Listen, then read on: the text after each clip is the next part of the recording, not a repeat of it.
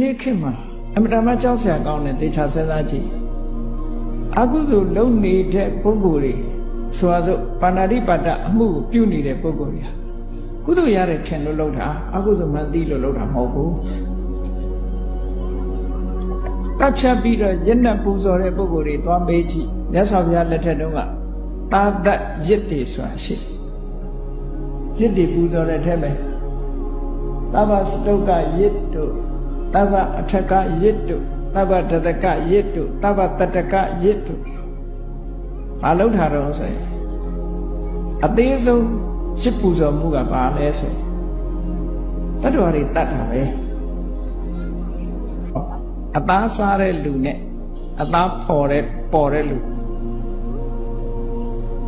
တချို့ဘာသာရေးကိုင်းကဘယ်လိုယူဆတော့ဆိုစားတဲ့လူနဲ့တတ်တဲ့လူ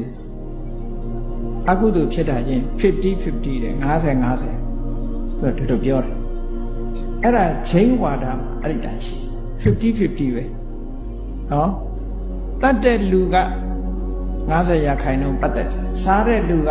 50%ပတ်သက်တယ်အဲ့ဒါကိုတော့မြတ်စွာဘုရားလက်မခံ